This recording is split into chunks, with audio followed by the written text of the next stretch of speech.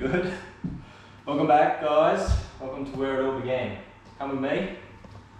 Come for a walk and talk. So, this tank, I might even sit on this stool, Gabby. Gabby's behind the camera there, my beautiful wife. Thanks for doing this. This tank was affectionately known as the death tank. 2 years ago, we set it up, a beautiful aquascape, and did everything right, did everything by the book. This is where the ecosystem style tanks started to take shape, started to take form. We learnt everything we know now pretty much through this tank. So it became a test of patience, a test of money, a test of everything. We spent a lot of money and time and effort on fish, on products, on advice, and in the end, Father Fish was the saving grace for me. Coming across his channel, seeing ecosystem style tanks, deep substrates, no water change methods, it threw a spanner in the works on everything else that I thought was the right thing to do. Since then, I'll touch on, I can provide a lot of knowledge for whether you're a beginner, intermediate, or an expert in the field of fish tuberculosis, fish TB. That's pretty much what I put it down to in this tank. Luckily we didn't get anything like that in the fish shed.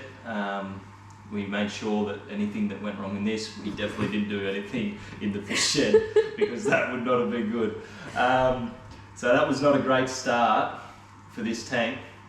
I'll explain why it happened. We ordered fish online, took 4 or 5 days to come.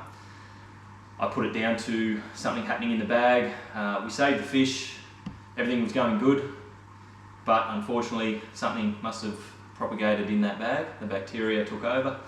I didn't put the water in there, just scooped the fish out, didn't have a hospital tank at the time, all these things that we're learning, practices that we know now, we know a lot better. We just didn't have back then, didn't have the means to it, and also just didn't know, guys. So I'll mention some of the biggest things that we did. As far as, Gabby's telling me to slow down because I'm just rapid fire. I need you to pause so I can put the thing down. Oh yeah, one sec. It's got to be one take, it's alright. If you're sticking around, it's alright. Just everyone calm down. Very unprofessional video, but I needed to make it. Okay, mango leaves, vitamin C from rooibos tea.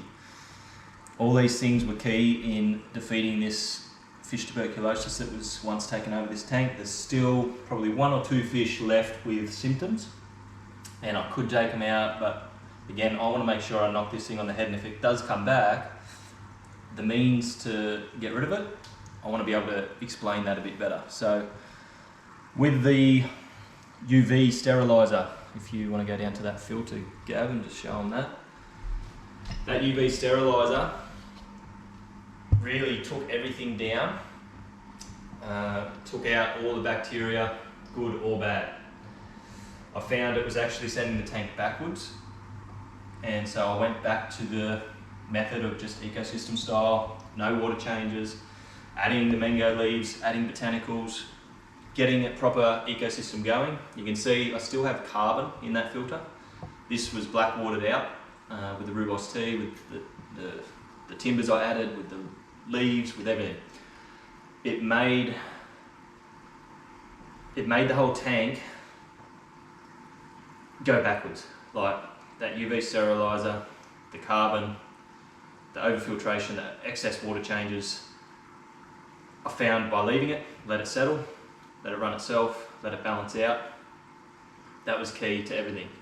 Just having the losses of fish, it really upset us as a family. Sort of $500 was one thing, but it was more the seeing them every day, every so often, every second day, every third day, just a drop, not knowing why, doing everything right. The whole tank looked beautiful, the plants were thriving, everything was thriving, but the fish, which was the whole purpose of the tank, which for me, and most people, keeping a fish tank, you want the fish going good, not just your plants and not just your ornaments and everything else. So I feel like I'm doing it injustice as far as what went wrong, how it went wrong, but that's the nuts and bolts of it. It was a lot of trial and error in between what I just told you then.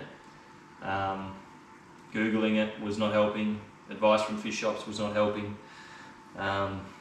second guessing yourself, overdoing it was not helping. So some key points I'll make mention of is adding beneficial bacteria from existing filters, really putting that back in after I did that UV sterilizer. I really dosed the tank heavily with that, got it going in that filter again really well.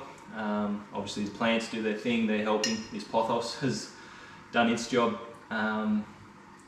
But adding stability, things like that was what I was doing originally. That was feeding the problem. It was feeding, I'm assuming, what was the tuberculosis bacteria. It gave them something to eat. It wasn't great. Everything I was throwing at it wasn't helping. Therefore, Bug Buffet, all these foods that I was using, makes it a fine powder, which is good. But I found even that, whether it's true or not, but I found even that was causing issues with feeding that tuberculosis. Not a problem with the fish food at all, but was a problem for this whole tank. It was just dropping. So dropping pellets in helped, and then the fish sort of broke it up themselves. But then I got this New Life Spectrum Insectum. That stuff really made all the difference, just for the size of pellets that it is for the rainbow fish especially. They gobble it up in one bite. They got really full off it really quickly, and less residue, less mess.